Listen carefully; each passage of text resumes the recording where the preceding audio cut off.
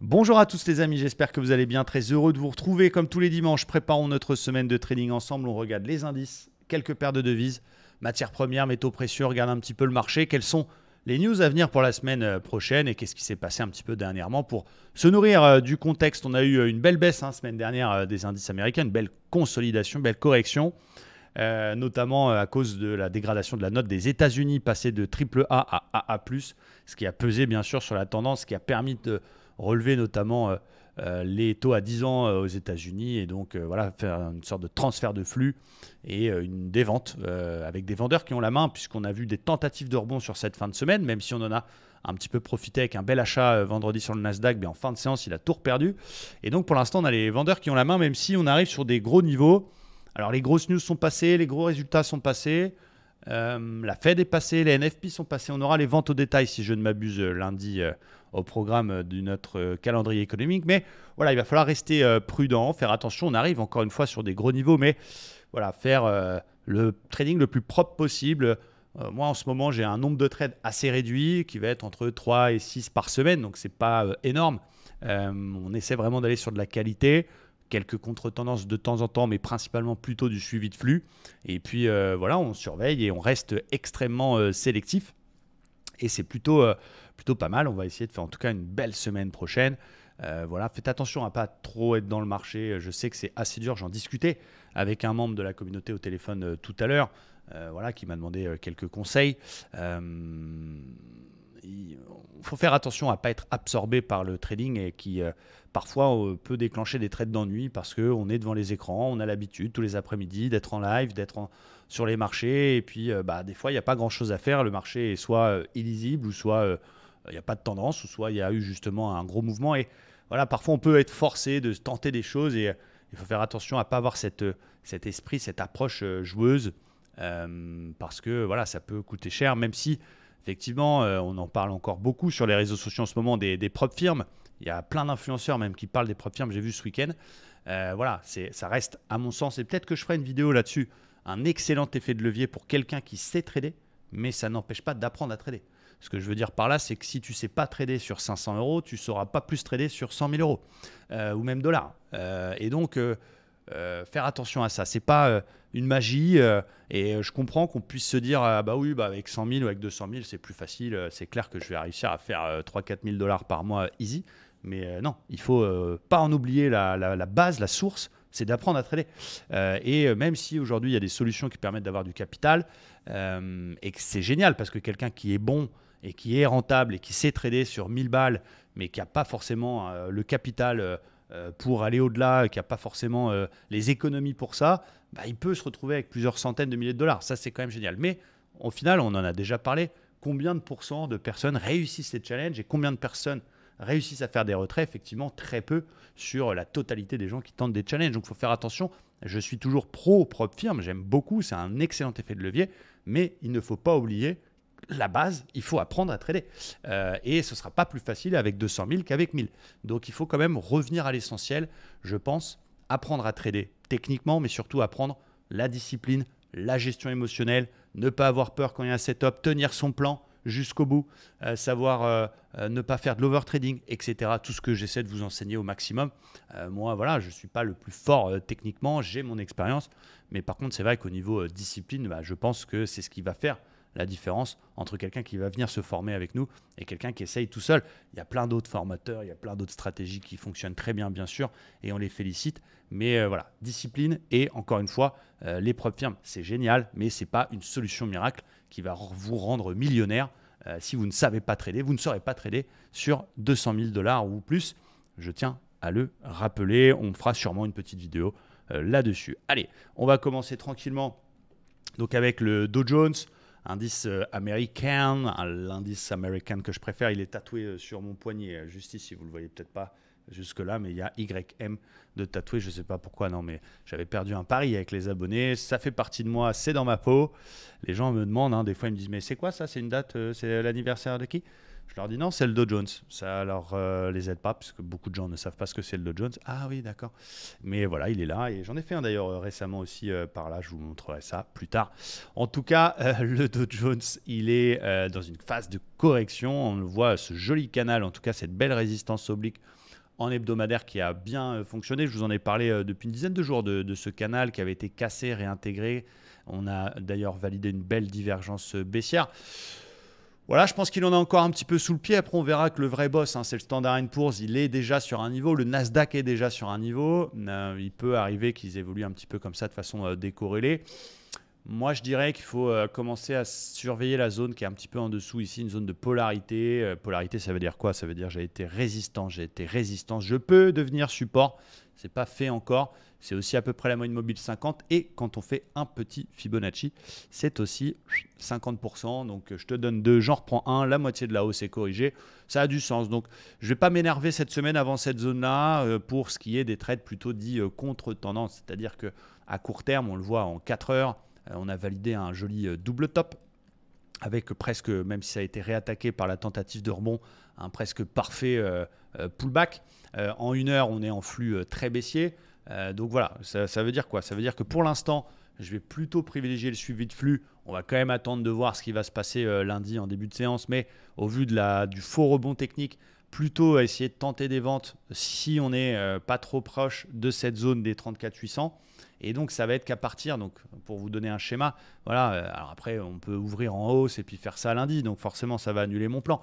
Mais mon plan, ça va être plutôt des ventes jusqu'à cette zone des 800. Alors, ça peut être un peu plus haut, on peut venir pullbacker les plus hauts. Voilà, donc tant qu'il reste en flux baissier, plutôt des ventes. Et c'est sur cette zone 800 que je vais surveiller un éventuel signal de retournement pour essayer de profiter de cette zone-là, comme on l'a vu sur le Nasdaq vendredi avec la belle divergence 1 heure. Là, pour l'instant, on a cassé le plus bas. Vous avez vu, hein, ce vendredi, cette tentative de rebond. Et en toute fin de séance, à partir de 19h, 20h, on a complètement tout perdu. Donc, pour l'instant, ce sont plutôt les vendeurs qui ont la main et qui disent aux acheteurs, wow, c'est pas encore, les gars, on rachètera, mais pas tout de suite, un petit peu plus bas. Donc, voilà, après, encore une fois, c'est conditionné par ce qui va se passer la semaine prochaine. On a des news lundi, ça peut être complètement l'inverse et ça peut exploser à la hausse. Hein. Bien sûr, vous savez que ça reste de l'analyse technique, mais pour l'instant, plutôt vendeur jusqu'à cette zone des 34 800 avec, sauf évidemment, si ça ouvre en baisse et qu'à l'Open US, on est déjà là, je ne vais pas m'amuser à faire chercher des ventes pour aller chercher quelques points. Donc, on verra la zone. Donc, voilà, on va surveiller ça tranquillement et je ne manquerai pas de vous faire un beau point dans le LNDJ, évidemment, de demain matin. Quand je vous parlais du Standard & Poor's, le dos, il a un peu de retard. Effectivement, il n'est pas encore sur un bon niveau. Lui, il est quand même sur 4005. C'est pas rien, c'est un chiffre rond. C'est un très très beau chiffre rond. Figure 4005, très important. Et il est déjà, vous voyez, sur cette petite zone de popo, polarité, résistance, support. Alors, il est dans une phase de baisse. Il a aussi validé une divergence baissière. Je ne dis pas que je vais l'acheter là. Mais forcément, c'est une zone, quand on utilise les zones, qu'on va surveiller. Hein. C'est clair que cette zone-là, elle est intéressante. Alors, s'il le casse, il peut carrément aller chercher 4400, qui est le précédent plus bas, voire pourquoi pas retracer 100% de la vague de hausse précédente. Donc attention, hein, ce n'est pas garanti que ça rebondisse là-dedans, mais naturellement, on est obligé de surveiller cette zone-là et pour l'instant, attendre qu'elle casse pour continuer à vendre et pourquoi pas l'acheter si vraiment on a un signal du Seigneur, ce qui n'est pas le cas pour l'instant. On n'a pas le beau signal qui me donne envie de faire un contre-tendance comme pouvait l'être la divergence 1 heure du Nasdaq jeudi et vendredi notamment. Donc voilà, plutôt vendeur. J'aime bien la fausse cassure, faux rebond, on refait un plus bas. Mais voilà, encore une fois, attention à cette zone et vous verrez que c'est la même chose du côté du Nasdaq. Qui m'intéresse quand même. Hein. Encore une fois, là, le Nasdaq, on a réussi à lui prendre quelques dollars en fin de semaine sur la session de vendredi. Il n'a pas été tendre avec nous toute la semaine, mais ça s'est bien terminé. La tendance majeure, je rappelle, hein, même si c'est correctif baissier à très court terme, si on prend un peu de recul, la tendance majeure, elle est quand même encore magnifiquement haussière. Et du coup, on est sur presque la même zone que le Standard & Poor's. C'est-à-dire que vous voyez ici cette zone de polarité magnifique, résistance, qui a fait support. Le bas du canal qui peut s'avérer aussi être un drapeau, figure de continuation, qui sera validé évidemment uniquement si on casse par le haut. Mais je veux dire, dès que ça baisse un peu, ça y est, on a tous les mecs qui vendent leur popote en mode c'est la fin du monde, ça y est, je vous l'avais dit, qui reviennent et qui, je vous l'avais dit, ça a baissé de 3%. Ça fait 10 ans que tu es vendeur, frère. Donc attention à pas tomber là-dedans. Je ne dis pas qu'il faut acheter tous les points bas, mais je dis juste qu'il faut essayer de pas avoir de biais, ce qui n'est pas évident, et d'essayer de trader le flux au maximum tout en ouvrant la porte à quelques trades sur des zones et pas être complètement biaisé par ce qui s'est passé sur les 3 dernières séances et plutôt avoir une vision un petit peu plus de recul Voilà, parce que sans citer de nom, c'est pas mon but. Moi, je parle pas des autres et chacun fait ce qu'il veut. Mais clairement, on a tous les baissiers qui reviennent. Je l'avais dit, ça y est, le Dow Jones et le Standard & Poor's vont se casser la gueule, 30% de baisse. Et, voilà, attention à pas rentrer là-dedans, les amis. Donc, j'aime bien cette zone sur le Nasdaq. J'aime bien, je la surveille. Encore une fois, on a tenté des achats plutôt avec succès semaine dernière et on a eu de la chance quand on voit la correction de fin de semaine. En tout cas de vendredi soir. Mais voilà, cette zone, forcément, elle est excitante. Forcément, elle me plaît. Forcément, je vais la surveiller. Après, c'est vrai que si on la casse, et si on casse du coup le 61,8, je reviens en 4 heures sur le Nasdaq de la dernière vague de hausse, là, bah, sous 15 300, bah, ça veut dire que la polarité, elle ne fait pas son job. Et attention, ça peut corriger plus fort. Donc voilà, j'aime bien cette zone. Mais si elle lâche, si 300 lâche, bah, il faudra continuer à chercher des ventes et pas s'amuser forcément à acheter tous les points bas. On verra ça comme d'habitude au quotidien via nos jolis Day Trading Roadmap. J'espère que vous appréciez. J'ai cru comprendre que oui, en effet, que ça vous aidait bien. Et je vous remercie de tous vos commentaires sur la chaîne. Du côté du gold, vous voyez, le gold très corrélé évidemment à ce qui s'est passé macroéconomiquement et au dollar notamment. Quand le dollar explose, le gold a tendance à baisser et vice-versa. Le gold, il me plaît. J'ai du mal à shorter le gold. Je ne sais pas si vous avez, mettez-le dans les commentaires, si vous avez des petits blocages sur certains actifs. Voilà, je sais qu'il y en a, par exemple, qui ne savent pas shorter le Bitcoin, d'autres qui ne savent pas acheter le pétrole. Enfin, si vous avez un blocage, mettez-le dans le commentaire. Moi, j'ai du mal à shorter le gold. C'est comme ça. C'est toujours été bloqué par là. Je ne sais pas pourquoi. C'est comme ça. En tout cas, le gold, il m'intéresse pour un achat potentiel sur ce support oblique qui est quand même pas trop mal. Une fois, deux fois, trois fois, quatre fois, on revient, on fait une belle bougie vendredi d'indécision avec des grosses mèches, mais on a une sorte de vague de Wolf qui est intéressante, alors qui n'est pas la plus belle, puisqu'on ne fait pas parfaitement le beau point 5 qui dépasse et réintègre, mais je vois qu'on a été chercher voilà, des prix un peu plus bas, et hop, ça a été sauvé avec une très belle bougie 4 heures quand même. Donc j'ai bien envie de tenter des petits achats sur le gold, et puis voilà, on passe en flux haussier, peut-être sur cassure des précédents plus hauts, les 1985 peut-être jusqu'à 2010, voire pourquoi pas 2030. Je surveille le gold, j'aime bien la zone actuelle, j'aime bien le support qui tient et j'aime bien cette bougie de vendredi qui est une fausse baisse pour faire un gros rachat derrière. Donc voilà, il faudra surveiller encore une fois, mais j'aime bien ce potentiel sur le gold, sur ce potentiel support qui nous donne quand même voilà, un truc assez intéressant avec un plus bas qui n'est pas plus bas que le précédent. Donc il y a du potentiel et voilà, sans viser tout de suite la lune, un retour sur 2020 me paraît assez crédible. Donc j'aime bien, je vais surveiller pour la semaine prochaine. Et le dernier majeur, on va dire, que je surveille, c'est notre pétrole. Alors d'un point de vue hebdo, pétrole magnifique, il nous fait une espèce de double bottom. Et effectivement, quand on voit ça comme ça, on se dit, si ça casse le plus haut, waouh, il y a un beau potentiel sur le pétrole, on peut aller chercher les 120. Mais attention, ça reste une zone quand même intéressante qui pour l'instant reste résistance, qui a fait résistance quand même depuis novembre 2022, donc depuis voilà, quelques mois. Résistance, résistance, résistance, résistance, résistance, résistance, résistance, résistance, résistance. Donc évidemment, si ça passe, ce sera un gros signal d'achat et la cassure des 84 pourrait propulser le pétrole au-dessus des 100. Donc il faudra surveiller, il ne faudra pas être biaisé là pour le coup. Mais on a déjà une première alerte avec une petite divergence baissière qui a très vite été rattrapée. Mais forcément, cette zone, on est obligé de la surveiller. On est obligé de la regarder comme ça puis d'attendre un beau setup. Ça veut dire ça passe 84. Il faut oublier l'idée de vendre. Il faut chercher des achats sur le pétrole avec voilà, des setups de continuation. Ça passe pas, on a un signal type divergence Wolf de contre-tendance. Je le prendrai. Donc on va surveiller ça avec attention du côté du trottroll. Côté Forex, bon, on surveille le Forex évidemment tous les jours. Il y a quelques opportunités qui sont un petit peu contrariennes. Je vais vous expliquer. D'abord au niveau du GBP-USD. GBP-USD qui... la tendance majeure est toujours haussière, même si on a cassé le support oblique là, qui passait par pratiquement tous les points bas. Donc ça, c'est pas forcément une bonne chose. Mais la tendance étant toujours haussière, on fait quand même une espèce d'étoile du matin dessus. Et j'ai une vague de Wolf. Donc je suis obligé de l'écouter, la vague de Wolf. 1, 2, 3, 4, 5, vous connaissez. Avec en plus une espèce d'ETE inversée qui est validée avec pullback. Donc je suis obligé de surveiller cette belle vague de Wolf qui est là, que vous voyez, forcément pour essayer de travailler cette vague de Wolf et travailler, pourquoi pas, un petit trade à l'achat sur le GBP USD. Maintenant, attention, parce qu'il y a aussi l'USD CAD qui m'intéresse et l'USD CHF qui m'intéresse à l'achat. Rappelez-vous, si vous avez regardé le Top and Flop hier, il y avait aussi une vague de Wolf Daily sur l'USD CHF dans la zone hebdo avec un double bottom 4 heures qui peut être tout simplement pullbacké sur la séance de vendredi. Donc, mais c'est un petit peu schizophrène. C'est-à-dire que tu ne peux pas acheter le GBP USD et acheter l'USD CHF. Puisque si tu achètes GBP USD, c'est que tu penses que GBP USD va monter, donc que le dollar va baisser. Mais en même temps, si tu achètes USD CHF, c'est que tu penses que le dollar va monter ou que le franc suisse va baisser, mais en tout cas que le dollar va monter. Donc dans les deux cas, tu t'es dans deux sens. C'est-à-dire que tu peux pas. Enfin, c'est possible que ce soit décorrélé, bien sûr. Vous avez peut-être vu sur Mataf notamment la table de corrélation des indices de devises, mais globalement, on va être impacté plutôt sur le dollar. Et du coup, si je gagne sur USD CHF, je fais plus de probabilité de perdre sur le GBP USD. Donc il va falloir choisir, il va falloir faire attention, il va falloir observer les news. Comment on choisit dans ces cas-là? Eh bien, on va essayer déjà de privilégier celui qui a le meilleur ratio, celui qui est peut-être le plus dans la tendance de fond, celui qui est le moins dangereux avec le stop quand même plutôt cohérent. Mais les deux m'intéressent, donc on va attendre, voir quel type de setup des deux je vais prendre. Il y avait l'USD-CAD aussi qui était quand même pas si mal, avec là, regardez le support, magnifique support oblique qui passe par tous les points bas en hebdo. Très très beau plan. Réintégration de l'ancien range.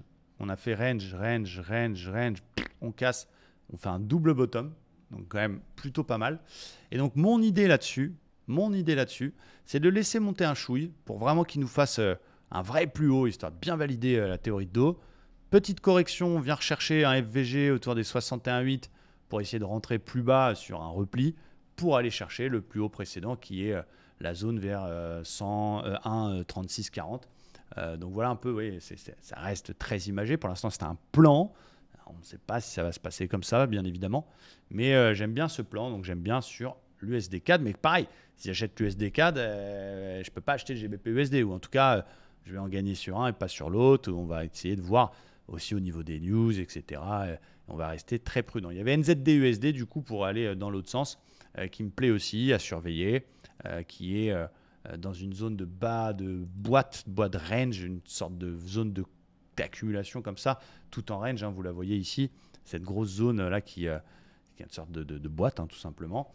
Et on a une vague de Wolf quand même assez cool du côté du NZD-USD, 1, 2, 3, 4, 5, quasi parfaite. On vient en plus retester en fin de séance vendredi le bas du range et de la Wolf. Et donc là, naturellement, je peux essayer de tenter ce trade-là. Ça donne un RR juste fabuleux. Ça ne passera pas à tous les coups, mais avec un stop assez court sous le plus bas précédent pour aller chercher la Wolf, puis pourquoi pas le haut du range, ça nous donne un ratio de 5. Donc c'est pas mal. Donc il y a ça à surveiller. Il va falloir faire un choix et on va choisir ça tranquillement ensemble en live à partir de lundi. Il y a aussi quelques mineurs qui m'intéressent pas mal. Je parle évidemment de paires de Forex, ne vous méprenez pas. On a du coup Euro CHF qui me plaît. Alors, épaule tête épaule inversée, bon, c'est pas la plus belle qu'on a vue. C'est une boudère un peu, si je peux me permettre. Ça veut dire qu'elle est cool, mais voilà, il y en a des plus jolies. On va quand même la surveiller parce qu'elle a quand même un intérêt. Les deux épaules sont pas super ouf, mais elles sont bien 2 fois plus petites que la tête. On verra si ça se valide, mais j'aime bien l'épaule tête-épaule inversée qu'on a sur l'euro CHF. Et la deuxième, c'est le CAD JPY pour un trade un peu standard qui est bloqué entre deux bornes. Une borne basse vers les 104,40, une borne hausse vers les 108. Un 61,8 tout 100% éventuellement du côté du CAD JPY, c'est-à-dire que s'il casse en 4 heures ou même en 1 heure, on peut essayer de voir s'il casse proprement 1 heure le 61,8 avec un petit pullback, essayer de travailler une vente pour aller chercher le support et les 100%. C'est toujours un bon ratio, ce genre de trade à surveiller. 61,8 tout 100% CAD JPY. Voilà, et on va terminer par le Bitcoin, voir ce qui va se passer sur le BTC. BTC, je vous ai fait une vidéo d'ailleurs sur les cryptos il n'y a pas longtemps, avec les cryptos à surveiller et à posséder avant le bull run. Pour l'instant, c'est un peu un marché plutôt plat, voire légèrement baissier. Il n'a pas réussi à passer cette zone des 31 500, 32 000, zone très importante qui a été ligne de coup d'un gros double top, qui est polarité majeure. Regardez, c'est touché plein de fois, ça fait support, plein de fois ça fait résistance. Pour l'instant, il ne passe pas ce niveau-là. J'aime bien la zone qui arrive quand même vers les 28 000 qui est précédent plus haut et qui est le possible troisième point de contact sur ce support. Donc j'ai une petite flèche verte, c'est une zone que je surveille pour de nouveau accumuler du Bitcoin. Vous savez que j'en achète tous les samedis du DCA, je fais ça depuis des années. Tous les samedis, automatiquement, une petite somme de Bitcoin. Ce n'est pas des milliards, mais ça accumule, ça accumule, ça accumule. Et puis parfois, je fais des gros renforts sur des gros niveaux. Là, ça peut être un niveau intéressant à surveiller du côté du Bitcoin. Et vraiment, comme je le disais dans ma vidéo il y a quelques semaines, on annonce un bull run, on parle de bull run, effectivement, c'est très vendeur. TikTok, Instagram, voilà, bull run, le bull run. Personne n'en sait rien. Alors j'espère, bien sûr, étant crypto-fan, qu'il va y avoir un bull run. Et j'ai pas envie de dire que c'est certain, mais c'est une évidence qu'à un moment donné, le Bitcoin reparte en tendance haussière. Mais force est de constater que techniquement, pour l'instant, il est bloqué sous les 32. Et c'est vraiment cette zone 32 qu'il faudra surveiller et qui sera un petit peu le top départ d'un élan haussier. Et tant qu'il ne passe pas 32, il faut patienter tranquillement. Donc pourquoi pas continuer à accumuler un petit peu de crypto. C'est vrai que c'est bizarre, on est des humains, mais il y a un intérêt pour le Bitcoin quand il bat des records et puis personne n'en veut quand il est plutôt dans une phase de correction. Sauf que bien sûr, c'est le contraire qu'il faut essayer de mettre en place, accumuler quand il est pas cher et puis laisser couler quand il monte. Donc on va voir si ça casse les 32 tranquillement. On va reprendre un petit peu également le travail sur les actions au sein de l'école, peut-être plutôt autour de la rentrée, mais il y a des belles choses à faire sur les actions. On a effectivement des personnes au sein de la communauté qui sont vraiment fans et actions addicts qui vont pouvoir nous proposer pas mal d'actions. On va mettre pas mal de choses en place, quelques changements là au sein de l'école pour essayer toujours de la rendre un peu dynamique. Ça évolue, voilà, c'est comme tout. Et c'est tout. J'espère que cette vidéo vous a plu. Elle était un petit peu plus courte que d'habitude, mais parfois ça ne veut pas dire que c'est pas efficace. N'oubliez pas de mettre un petit commentaire évidemment si vous avez kiffé cette vidéo, et puis je vous retrouve demain matin pour Day Trading Roadmap, un point sur mes plans de la journée. Merci à tous, ciao, bye bye.